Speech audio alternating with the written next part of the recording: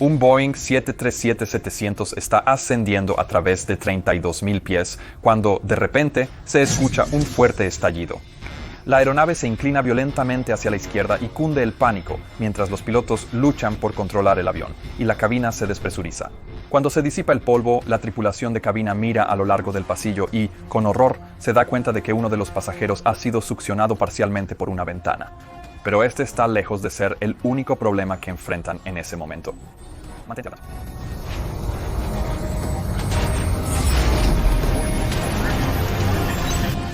La historia del vuelo 1380 de Southwest Airlines es muy fascinante, pero también bastante compleja. Así que, lo primero que haremos será hablar un poco del 737-700 y de los recién instalados motores CFM56-7 Bravo. El Boeing 737-700 es parte de la generación siguiente de la familia 737 y está construido, esencialmente, sobre la base del 737-300. Las mejoras que trajo esta nueva generación consistieron principalmente en un ala mucho más eficiente y también en un nuevo conjunto de motores CFM56 fabricados por General Electric en Estados Unidos y Snecma en Francia. Parte de las mejoras que trajeron estos nuevos motores fue la reducción en el número de palas del ventilador. En los motores antiguos que se usaban en el 300 había 44 palas del ventilador, y en los nuevos motores CFM56 solo hay 22 palas, más anchas. Estas palas del ventilador están hechas de una aleación de titanio muy resistente y, debido a su fortaleza, no tienen lo que llamamos una vida útil finita. En su lugar, se retiran e inspeccionan periódicamente para detectar grietas por fatiga. La forma en que estas palas del ventilador están conectadas al disco del ventilador. El disco del ventilador es la parte central del motor. Es mediante ranuras individuales y la parte inferior de cada pala se llama cola de Milano, que es lo que encaja en estas ranuras antes de ser aseguradas en su lugar. Lo siguiente que quiero explicar es cómo estas palas del ventilador, que en realidad son bastante pesadas y giran a muy alta velocidad, lo que significa que tienen mucha energía cinética, están protegidas del resto de la aeronave. Alrededor del ventilador giratorio hay algo que llamamos un anillo de contención. Este anillo de contención está hecho de Kevlar y otros materiales muy resistentes y está diseñado para soportar un evento de desprendimiento de pala del ventilador, un evento FBO. La forma en que sabemos que realmente puede soportarlo es que, durante la certificación de los motores, se realiza algo llamado prueba de evento FBO, o prueba de desprendimiento de pala del ventilador. Esta prueba es exactamente lo que parece. Significa que un motor completamente funcional se coloca en un banco de pruebas, se acelera casi a su máxima capacidad, y luego una de estas palas se prepara para soltarse. Cuando se libera, se rastrea y monitorea para asegurarse de que el motor, en su conjunto, pueda soportar los daños que esto cause. La idea es que el anillo de contención absorba la mayor parte de la energía y que la parte frontal del motor, que generalmente es el carenado, ya hablaremos de eso en un momento, pueda resistirlo y no se desprenda del motor ni cause otros daños. Cuando se desarrolló el nuevo motor CFM56 para la flota NG, tuvo que pasar por todas las pruebas de certificación requeridas. Y cuando se trató de la prueba FBO, se hicieron un par de suposiciones. Y una de ellas fue que no importaría en qué punto se liberara la pala del ventilador. Así que los fabricantes del motor eligieron soltarla en la posición de las 12 en punto, es decir, justo cuando la pala estaba en posición vertical.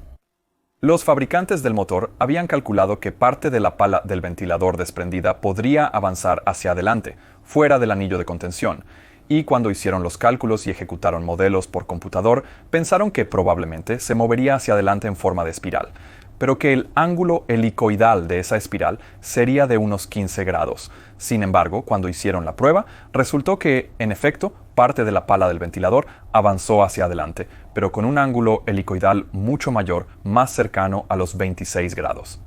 La pieza de la pala del ventilador tenía mucha más energía cinética al salir del anillo de contención y entrar en lo que llamamos el conjunto deduct, que está justo delante del anillo de contención, y eso causó muchos daños. Debido a eso, los fabricantes del motor tuvieron que volver al tablero de diseño, recalcular todo y rediseñar tanto parte del anillo de contención como la parte frontal del conjunto deduct del motor para asegurarse de que pudiera resistirlo.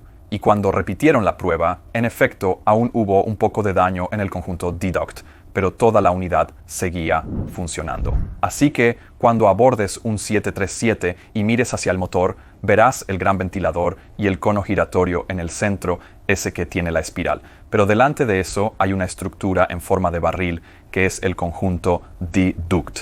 Este consiste en un barril interno y otro externo, y al frente está el borde aerodinámico del motor, y por fuera hay una cubierta aerodinámica que se conoce como el carenado del motor. El carenado del motor está dividido en dos partes y tiene una bisagra en la parte superior, además de cierres en la parte inferior. Así que si el personal de ingeniería, por ejemplo, quiere acceder al motor, puede abrir esos cierres y desplegar el carenado como si fueran dos alas a los lados. Y esas piezas del carenado serán muy importantes en esta historia.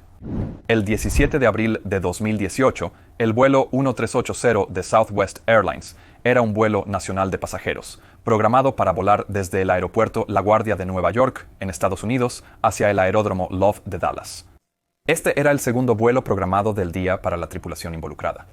El vuelo estaba completamente lleno, con 144 pasajeros a bordo y 5 tripulantes. A cargo del vuelo estaba una capitán de 56 años. Llevaba 24 años trabajando en Southwest Airlines cuando ocurrió el accidente, y tenía experiencia previa volando el A-7 y el F-18 para la Marina de los Estados Unidos. Tenía 11.715 horas de vuelo en total y 10.513 en el Boeing 737. El primer oficial, quien sería el piloto volando durante el vuelo, también era muy experimentado. Era un hombre de 44 años con experiencia previa en la Fuerza Aérea de los Estados Unidos, donde voló el T-37, el T-1 y el E-3, sistemas de alerta y control aerotransportados. Tenía 9.508 horas de vuelo en total y 6.927 en el Boeing 737. Así que estamos hablando de una tripulación realmente muy experimentada. La tripulación de cabina, que también tendrá un papel muy importante en este accidente, llevaba 6 años y medio, 4 y 2 años respectivamente trabajando en Southwest Airlines.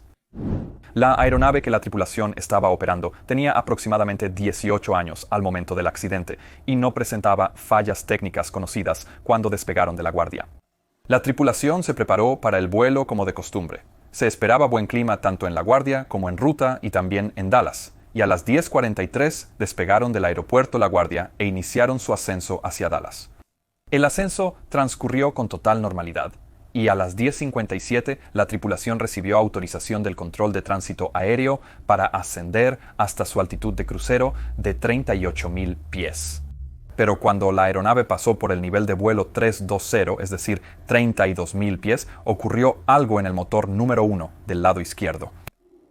En la parte de cola de Milano, de la pala número 13 del ventilador, se había venido desarrollando una pequeña grieta por fatiga durante los últimos años. La pala del ventilador había sido inspeccionada regularmente durante esos años, pero el tipo de inspección que se usaba no había sido capaz de detectar esta pequeña grieta. Esta grieta había avanzado lo suficiente como para que toda la base de la pala del ventilador fallara y se desprendiera del disco del ventilador. Esto ocurrió en la posición de las 6 en punto, es decir, hacia abajo, e impactó el anillo de contención tal como estaba diseñado para hacerlo.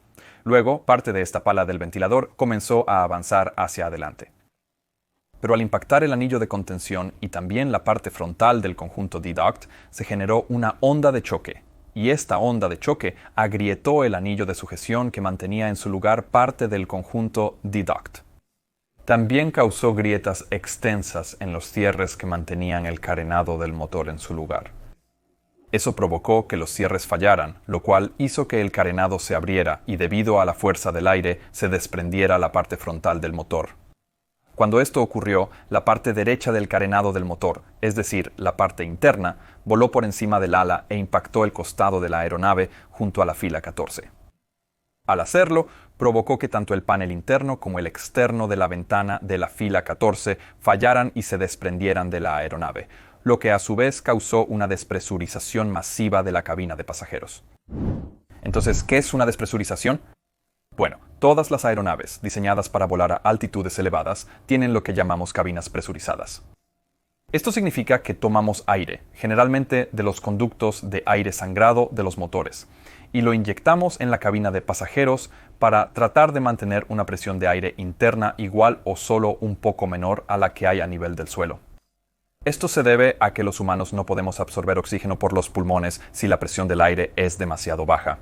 Pero esto también significa que habrá una gran diferencia de presión entre el exterior de la aeronave y el interior. Generalmente, esto se mantiene gracias a los compartimentos presurizados. Así que toda la estructura del avión, la cabina de pasajeros en la que estás sentado, la cabina de mando hasta el mamparo de presión trasero mantiene esta diferencia de presión. Y la diferencia puede ser de hasta 8 libras por pulgada cuadrada o PSI. Pero si hay una ruptura en el compartimento presurizado, como en este caso en la ventana número 14, entonces la presión del aire intentará igualarse. Esto significa que pasará de la alta presión dentro de la cabina presurizada a la baja presión del exterior. Esto hará que una gran cantidad de aire se dirija rápidamente hacia el punto de la ruptura, y eso puede arrastrar consigo cualquier cosa que no esté asegurada durante unos segundos mientras la presión se iguala. En este caso, había una pasajera sentada junto a la ventana de la fila 14, y cuando ocurrió la despresurización y el aire se precipitó hacia la ventana ahora rota, fue empujada por esa corriente de aire. Sus brazos y la parte superior de su cuerpo salieron por fuera del avión, pero afortunadamente tenía puesto el cinturón de seguridad, lo que evitó que fuera expulsada por completo. En la cabina, esta combinación de una falla de motor y una despresurización rápida generó problemas inmediatos. A las 11:03 y 33 segundos se escucha en la grabadora de voces de cabina un aumento en el ruido de fondo. Probablemente se trata del estruendo de la falla del motor, seguido de la despresurización de la cabina. Después de eso, la grabadora de datos de vuelo indica que la aeronave inició una inclinación no comandada hacia la izquierda, además de experimentar fuertes vibraciones. Y esas vibraciones probablemente venían tanto del motor, que ahora estaba fallando, como del hecho de que el motor también se estaba desintegrando, lo que genera un aumento de resistencia en el lado izquierdo, y eso probablemente también fue lo que causó esa inclinación repentina. 6 segundos después se escucha en la grabadora de voces de cabina la alarma de altitud de cabina. Esto significa que la altitud de cabina ahora supera los 10.000 pies. Y la razón por la que se activa la alarma de altitud de cabina cuando pasamos los 10.000 pies es porque por encima de esa altitud, el cuerpo humano empieza a tener dificultades para absorber oxígeno y se pueden presentar signos de hipoxia. Como ahora hay un agujero en la cabina, la altitud de cabina va a igualarse con la presión exterior, lo que significa que muy pronto la altitud de cabina será la misma que la altitud de la aeronave, y eso es un problema, porque aún están a 32.000 pies, y a esa altitud el tiempo de conciencia útil, es decir, el tiempo en que aún tenemos control de nuestros músculos, cuerpo y mente, es significativamente más corto. Por eso es tan importante que si estás viajando como pasajero y caen las máscaras de oxígeno, te las pongas y empieces a respirar lo más rápido posible, porque eso te dará acceso al oxígeno y ayudará a prevenir los efectos de la hipoxia. En la cabina, esto significa que los pilotos ahora enfrentan dos condiciones muy serias al mismo tiempo. Primero tienen la falla de motor y los problemas de controlabilidad que eso genera, con una inclinación no comandada hacia la izquierda. En segundo lugar, tienen una indicación de despresurización rápida, lo que requiere que se pongan sus máscaras de oxígeno inmediatamente para asegurarse de mantenerse enfocados y poder iniciar la comunicación. En una situación como esta, es muy importante que el piloto que está volando continúe volando la aeronave, y eso fue exactamente lo que hicieron en este caso. La inclinación máxima registrada fue de aproximadamente 41 grados hacia la izquierda, antes de que el primer oficial retomara el control y nivelara las alas de la aeronave. Aproximadamente 1 minuto y 11 segundos después de la falla, se escuchan los primeros sonidos que indican que la tripulación se está colocando las máscaras de oxígeno, según la grabadora de voces de cabina. Al mismo tiempo, el control de tránsito aéreo intenta contactar a la aeronave para darles una nueva autorización, pero lo único que pueden escuchar por la frecuencia son ruidos estáticos. Esto probablemente se debe a que, cuando te pones la máscara de oxígeno en el 737, especialmente en los modelos más antiguos de la flota NG, para comunicarte debes ir al panel de control de audio, que está en el pedestal central, y cambiar de la posición de boom a la posición de máscara. Cuando haces eso, puedes comenzar a transmitir desde el micrófono que está dentro de la máscara. Tan pronto como la capitán ajusta su panel de audio y puede empezar a comunicarse, llama al control de tránsito aéreo, que en ese momento es New York Center, y les dice Southwest 1380, tenemos incendio en motor descendiendo. Luego dice rápidamente, tenemos un solo motor, estamos descendiendo, incendio en motor número 1. Ahora bien, no hay indicación en el informe final de que realmente se haya activado una alarma de incendio, pero siempre existe la posibilidad de que ante una falla tan severa como esta, suene momentáneamente una falsa alarma de incendio durante unos segundos. Aunque no se menciona en el informe final, eso podría explicar por qué la capitán asumió que tenían un incendio. El control de tránsito aéreo responde preguntando, ¿a qué aeropuerto quieren ir? A lo que la capitán responde, solo dennos un vector al más cercano. En ese momento, la aeronave está descendiendo a través de los 28.000 pies. Y vale la pena señalar que todavía no se ha hecho ningún anuncio por el sistema de parlantes a la tripulación de cabina sobre el descenso de emergencia. Por lo general, lo primero que deben hacer los pilotos cuando deciden realizar un descenso de emergencia es activar el sistema de parlantes y anunciarlo a la tripulación de cabina. Esto es importante para que ellos también puedan sentarse y ponerse sus máscaras. Pero es completamente comprensible que en una situación como esta, con dos fallas graves al mismo tiempo, algunas acciones no se realicen exactamente en el orden ideal.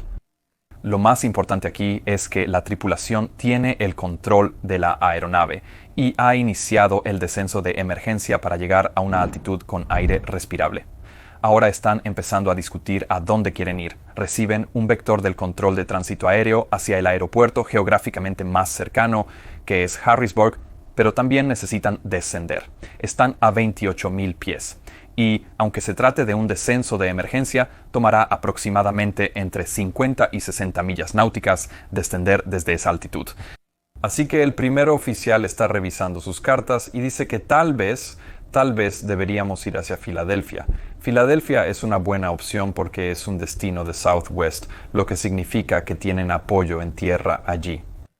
También es un aeropuerto un poco más grande, con mejor equipo contra incendios, lo cual podría ser una ventaja si la situación llegara a empeorar mucho más de lo que ya está. La capitán está de acuerdo en que Filadelfia probablemente sea el mejor destino al cual dirigirse, así que comunican esa información al control de tránsito aéreo. A las 11:05 y 32 segundos se escucha a la capitán preguntándole al primer oficial si tiene el control de la aeronave. El primer oficial responde que sí, y la capitán entonces comienza a buscar el manual de referencia rápida para comenzar a repasar las listas de chequeo anormales. Ahora bien, en una situación como esta es bastante complicado saber incluso con qué lista de chequeo comenzar, porque generalmente solo se maneja una falla a la vez, y en este caso la tripulación está enfrentando múltiples fallas graves. La capitán decide utilizar la lista de chequeo anormal para incendio, daño severo o separación del motor, y estoy completamente de acuerdo con esa decisión. También podrían haber usado la de despresurización rápida y descenso de emergencia, pero ambos saben que la aeronave ya está descendiendo, que tienen puestas las máscaras y que pueden comunicarse, que son los puntos más importantes de esa lista. Así que, aunque puede que hayan omitido cosas como por ejemplo hablar con la tripulación de cabina, saben que lo más importante ya está hecho y ella quiere intentar asegurar el motor, lo cual es totalmente entendible. Antes de empezar a trabajar con la lista, también activa el sistema de parlantes y hace un anuncio muy breve para informar a los pasajeros y a la tripulación que están por desviarse hacia Filadelfia. Este sería el primer momento en el que alguien en la parte trasera escucharía algo por parte de la tripulación de vuelo en esta situación. Mientras la aeronave continúa descendiendo, la velocidad se mantiene entre 280 y 300 nudos, pero quienes hayan visto mi video sobre cómo hacer un descenso de emergencia sabrán que el procedimiento indica que se debe aumentar la velocidad hasta el límite estructural máximo de la aeronave, BMO o MMO, que es 340 nudos o Mach 0.8182. Pero la tripulación ha decidido no aumentar la velocidad, y eso es porque aún sienten muchas vibraciones, las cuales podrían indicar problemas estructurales en la aeronave. Así que mantener una velocidad más baja, donde las vibraciones aún son tolerables, también es una muy buena decisión por parte de la tripulación. Antes de que la capitán pueda comenzar a trabajar con la lista de chequeo anormal, es interrumpida por el control de tránsito aéreo, que les pide confirmar si están en llamas y cuál es el origen del fuego. Recuerda que hasta este punto no han declarado oficialmente una emergencia. La capitán responde al control de tránsito aéreo y aclara: no, en realidad no estamos en llamas. Tenemos una falla de motor en el motor número 1 y estamos operando con un solo motor en este momento. Esto fue confirmado por el control de tránsito aéreo, que les autoriza a descender hasta 11.000 pies y también les pregunta qué tipo de equipos de emergencia necesitarán después del aterrizaje, si es que necesitan alguno. La capitán responde: díganles que salgan los camiones y que es del lado del motor número 1, el lado de la capitán. Después de esto, los transfieren al siguiente controlador de tránsito aéreo y, cuando la capitán se comunica con él, también declara una emergencia oficial.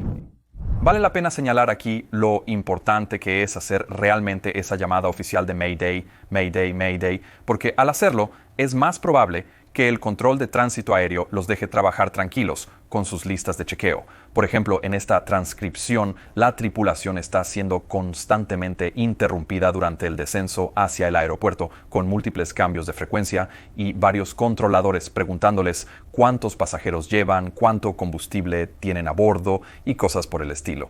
Eso fue algo que me llamó mucho la atención al leer el informe. Probablemente eso debió haberse coordinado mejor desde el lado del control de tránsito aéreo, porque lo último que uno quiere como piloto en una situación con tantas fallas graves es estar siendo interrumpido todo el tiempo y tener que repetir la misma información una y otra vez. A las 11:09:30, la capitán decide que quiere tomar el control de la aeronave. De hecho, los procedimientos operativos estándar en Southwest Airlines indican que, en caso de estar volando con un solo motor, la capitán debe hacer el aterrizaje, así que ella toma el control del primer oficial. El primer oficial pasa a ser el piloto de monitoreo y ahora comienza a ejecutar la lista de chequeo anormal para incendio, daño severo o separación del motor. Cuando la tripulación de cabina vio lo que estaba ocurriendo, regresaron a sus asientos plegables, se sentaron y se pusieron sus propias máscaras de oxígeno, tal como se les había indicado. No habían escuchado ningún anuncio por parte de los pilotos inicialmente, así que cuando la situación se calmó un poco, la tripulación de cabina fue a buscar botellas de oxígeno portátiles y comenzó a recorrer la cabina para verificar si había personas heridas y asegurarse de que los pasajeros tuvieran bien puestas sus máscaras. Cuando llegaron aproximadamente a la salida de emergencia sobre el ala, cerca de la fila 14, vieron con horror que una pasajera había sido empujada a la mitad hacia afuera a través de la ventana que ahora estaba abierta. Dos miembros de la tripulación de cabina intentaron jalarla de nuevo hacia el interior, pero debido a la enorme corriente de aire no fueron lo suficientemente fuertes para lograrlo. Dos pasajeros hombres que estaban sentados cerca se ofrecieron a ayudar, y entre los cuatro lograron meter de nuevo a la pasajera y acostarla sobre los 3 asientos junto a la fila 14. La pasajera estaba gravemente herida en ese momento, así que empezaron a buscar personas con experiencia médica. Encontraron a un paramédico y una enfermera, y entre ambos comenzaron a realizarle maniobras de reanimación cardiopulmonar. Pero esto también significaba que los pasajeros que estaban sentados junto a la pasajera herida en la fila 14 tenían que moverse. Y recuerda que este era un vuelo completamente lleno, así que no había asientos disponibles. Estos pasajeros se desplazaron hacia la parte trasera de la cabina y se sentaron en los asientos plegables de la tripulación. De vuelta en la cabina de mando, a las 11:10:14, la tripulación fue transferida nuevamente al controlador de aproximación de Filadelfia. El controlador de aproximación de Filadelfia volvió a preguntar cuántas personas llevaban a bordo, cuánto combustible les quedaba, y luego les autorizó un descenso hasta 6.000 pies. La tripulación también comenzó a recibir vectores para alinearse con la aproximación final, y cuando el primer oficial se dio cuenta de eso, miró a la capitán y le dijo: vamos a necesitar unos minutos, ¿cierto?, para completar algunas listas de chequeo. Y la capitán respondió: no, sigue adelante. Esta es, en realidad, una conversación bastante interesante, porque cuando entrenamos a los pilotos en el simulador, siempre recalcamos lo importante que es completar todas las listas de chequeo antes de iniciar el aterrizaje. Pero, por supuesto, en la vida real, los pilotos deben tener en cuenta muchas otras cosas, y en este caso, la capitán está sentada en una aeronave que siente que vibra con fuerza. También puede sentir que hay más resistencia de lo normal en el lado izquierdo, y no sabe qué tan dañado está su avión. Así que es comprensible que la capitán quiera poner el avión en tierra lo más rápido posible, y también es comprensible que el primer oficial, basándose en su entrenamiento, quiera completar la lista de chequeo para incendio, daño severo o separación del motor, seguida por la lista de aterrizaje con un solo motor, que sabe que tomará algo de tiempo. Pero en esta ocasión, la capitán está priorizando claramente aterrizar la aeronave antes de completar la lista de chequeo. Esto conlleva cierto riesgo de su parte, porque al no completar la lista y apresurar el aterrizaje, si algo llegara a salir mal antes de tocar tierra, entonces estaría asumiendo esa responsabilidad personalmente. Pero eso es lo que hace tan difícil ser comandante de una aeronave. Uno debe sopesar constantemente los pros y los contras para decidir qué es lo más importante en cada momento. A las 11:12 y 28 segundos, el primer oficial mira el panel de presurización y se da cuenta de que la cabina ya está por debajo de los 10.000 pies. Es en ese punto cuando se considera seguro quitarse las máscaras de oxígeno, así que se quita la suya. Él reanuda la comunicación con la capitán y ella le entrega los controles por unos segundos mientras se quita su propia máscara de oxígeno y luego vuelve a tomar el control. El control de tránsito aéreo ahora autoriza a la aeronave a descender aún más, hasta 4.000 pies, y una vez más el primer oficial le indica a la capitán que cree que necesitan un poco más de tiempo para terminar sus listas de chequeo. La tripulación le pide al control de tránsito aéreo si pueden tener una final larga, de unas 20 a 25 millas, pero la capitán también indica, mientras habla con el controlador, que más adelante podría pedir una final más corta. Mientras siguen descendiendo, el primer oficial le sugiere a la capitán que deberían hablar con la tripulación de cabina.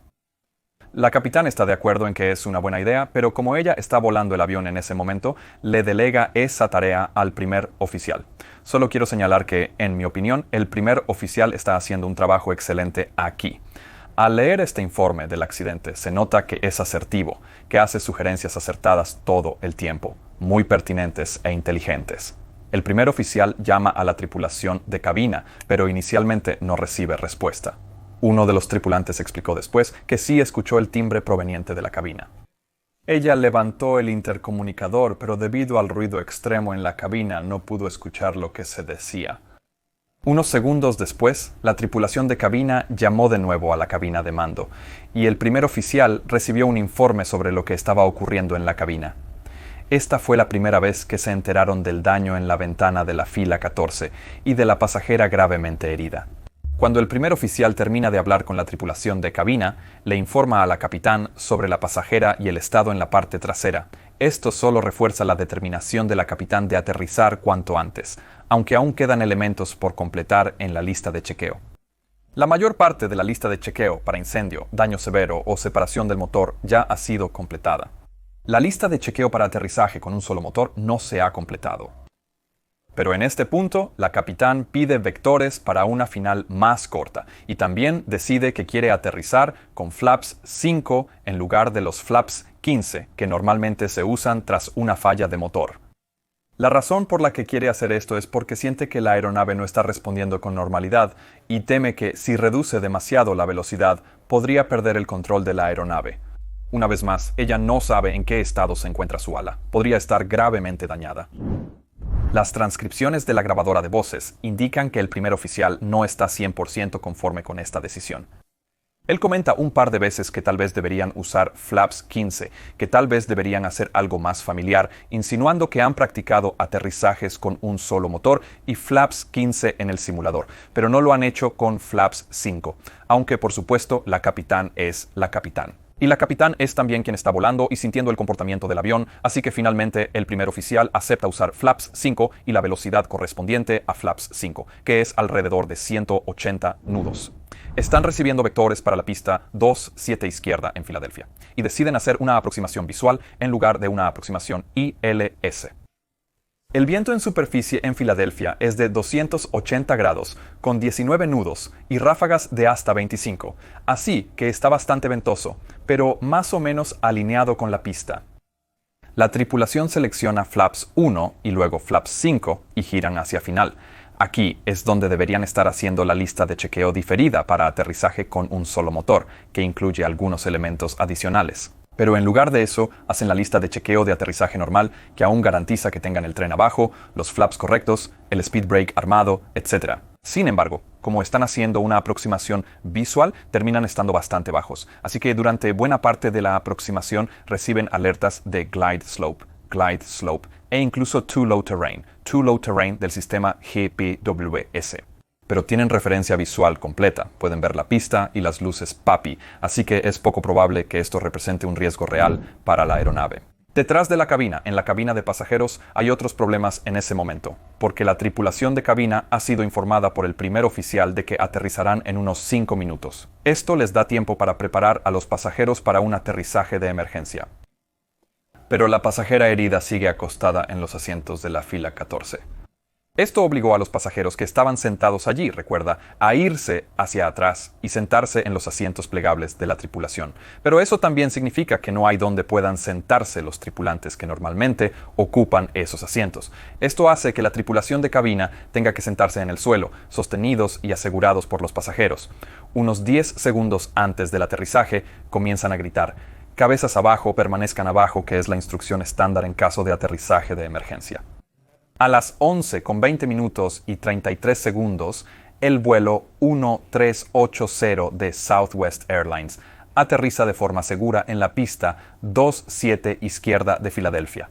Salen de la pista por una calle rápida de rodaje y se detienen en una calle paralela, donde entran en contacto con el control de tránsito aéreo y con el jefe de bomberos, quien se acerca a inspeccionar la aeronave. Apagan el avión y el jefe de bomberos les informa que enviarán autobuses y que los paramédicos abordarán para atender a la pasajera gravemente herida. La tripulación realiza la lista de chequeo de apagado y algo crucial, también recuerdan desconectar el disyuntor de la grabadora de voz de cabina CBR para asegurarse de que todo lo que te acabo de contar quede guardado para la investigación posterior. Luego la capitán sale y ayuda a la tripulación a coordinar el desembarque tanto de la pasajera herida como del resto de los pasajeros.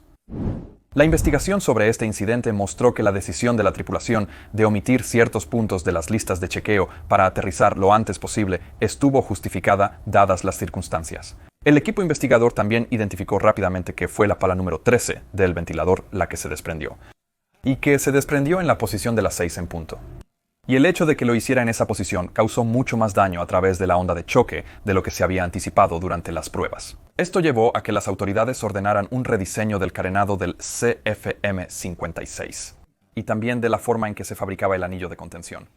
Además, se estableció que todas las palas del ventilador conectadas a motores CFM56 debían ser reevaluadas cuidadosamente y revisadas por posibles grietas por fatiga en la parte de la cola de Milano antes de continuar en operación. En cuanto a la tripulación de cabina, también hubo recomendaciones para que recibieran más capacitación e instrucciones, destacando que es realmente muy importante que estén sentados en sus asientos plegables durante un aterrizaje de emergencia.